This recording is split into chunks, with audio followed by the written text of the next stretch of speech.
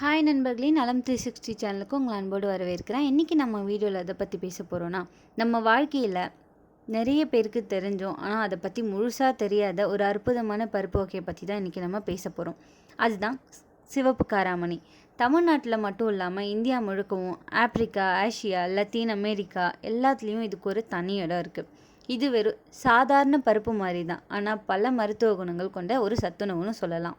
First நம்ம இதில் இருக்கிற நன்மைகள் என்னன்னு தெரிஞ்சுக்கலாம். அதுக்கு முன்னாடி நலம் 360 சேனலை சப்ஸ்கிரைப் பண்ணாதவங்க சப்ஸ்கிரைப் பண்ணிக்கோங்க. மறக்காமல் பெல்லைக்கானை ப்ரெஸ் பண்ணிக்கோங்க. வாங்க வீடியோக்குள்ளே போகலாம். சிவப்பு காராமணியில் குறைந்த கொழுப்பு இருக்குது. மேலும் இதில் உள்ள நார்ச்சத்து நல்ல செரிமானத்தை தூண்டுது, அதிக பசி ஏற்படாமல் தடுக்குது. இதனால் எடை குறைக்க நினைக்கிறவங்க இதை தொடர்ந்து சாப்பிடலாம். நம்மளோட உடலில் இரத்த சிவப்பணுக்கள் குறைபட்டால் இரத்த சோகை ஏற்படும் வாய்ப்பு இருக்குது. காராமணியில் இருக்க இரும்பு சத்து இரத்த சிவப்பணுக்களை எண்ணிக்கையில் அதிகரித்து இரத்த சோகை ஏற்படாமல் தடுக்குது. காராமணியில் இருக்க ஆன்டி ஆக்சிடென்ட்கள், விட்டமின் சி, புரதம் ஆகிய எல்லாமே சரும ஆரோக்கியமாக இருக்கிறதுக்கு உதவியாக இருக்குது. இதில் உள்ள ஆன்டி ஆக்சிடென்ட்கள் சரும முதிர்ச்சி அடைவதை தடை செஞ்சு வயதான தோற்றம் ஏற்படாமல் சருமத்தை பாதுகாக்குது. அது மட்டும் இல்லைங்க, காராமணியில் இருக்க கால்சியம், மெக்னீசியம், மாங்கனீஸ் போன்ற எலும்புகளின் பாதுகாப்புக்கு இது உதவியாக இருக்குது. எனவே காராமணி சாப்பிட்றதால நம்மளோட எலும்புகளும் ரொம்ப வலுவாக பாதுகாப்பாக இருக்கும். காராமணியில் இருக்கும் மெக்னீசியமானது இன்சுலின் சுரப்பியை சீராக்கும். இதனால் சர்க்கரை நோய் கட்டுக்குள் இருக்கும். மேலும் இது உடல் சோர்வை நீக்கி நல்ல தூக்கத்திற்கு வழிவகை செய்யும். காராமணியில் மெக்னீசியம் மற்றும் ட்ரிப்டோபன் அப்படின்ற சத்து உள்ளது.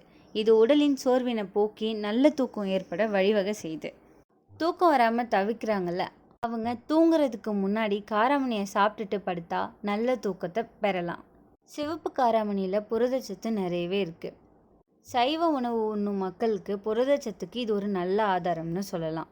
தசை வளர்ச்சிக்கும், குழந்தைகளின் வளர்ச்சிக்கும், பெரியவர்களின் உடல் பலத்துக்கு இது உதவிகரமாக இருக்குது. இந்த சிவப்பு காராமணியில் அதிக அளவு இரும்பு சத்து இருக்குது. இதனால் ரத்தத்தோட ஹீமோக்ளோபின் அளவு குறையாத மாதிரி இது பாதுகாக்கும். மாதவிடாய் காலத்தில் பெண்களுக்கு ரொம்பவே பயனுள்ளதாக இருக்கும். இதில் நார்ச்சத்து இருக்கிறதால நம்ம உடம்புல இருக்க கொழுப்பை குறைக்குது. இதய நோய்களோட அபாயத்தை குறைக்கும். இரத்த அழுத்தத்தை சீராக்கும். சிவப்பு காராமணி குறைந்த கிளைசமிக் இண்டெக்ஸ் கொண்டது. இரத்த சர்க்கரை திடீர்னு உயராமல் இது பாதுகாக்குது. அதனால் நீரிழிவு நோயாளிகள் அளவோடு சாப்பிட்டா சர்க்கரை நோய் கட்டுப்பாட்டில் இருக்கும். இதில் இருக்கிற கால்சியம், மக்னீசியம் எலும்புகளை வலிமையாக்குது. மூட்டு வலி, எலும்பு முறிவு போன்ற அபாயத்திலிருந்து நம்மளை பாதுகாக்குது. நார்ச்சத்து அதிகமாக இருப்பதால் மலச்சிக்கல் குறையும். குடல் பாதை ஆரோக்கியமாக இருக்க இது வழிவகை செய்யுது.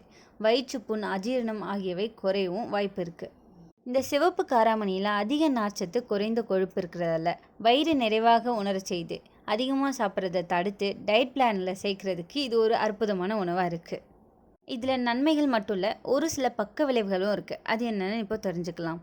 காராமணியில் உள்ள கார்போஹைட்ரேட்டுகள் குடலில் வாயு உண்டாக்கும் அபாயம் இருக்குது. அதனால் ஜீரண கோளாறு, வீக்கம் போன்றவை உண்டாகலாம். அதிகமாக சாப்பிட்றத தவிர்க்கலாம். சிவப்பு காராமணியில் லெக்டின் அப்படின்ற நச்சு பொருள் இருக்குது. பச்சையாக சாப்பிட்டா வாந்தி, வயிறு வலி, வயிற்றுப்போக்கு போன்றவை உண்டாகும் வாய்ப்பு உள்ளது. நன்றாக வேக வச்சு அதுக்கப்புறம் தான் சாப்பிடணும். சிவப்பு காராமணியில் பியூரின் அதிகமாக இருக்கிறதால யூரிக் ஆசிட் அதிகரித்து கவுட் பிரச்சனைகள் வரும் வாய்ப்பு இருக்குது. மூட்டு வலி உள்ளவர்கள் அளவோடு சாப்பிடணும்.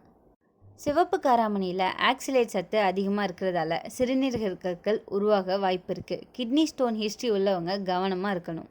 இந்த சிவப்பு காராமணியை எப்படிலாம் சாப்பிட்லான்னு உங்களுக்கு தெரியுமா? தெரிஞ்சுக்கலாம் வாங்க.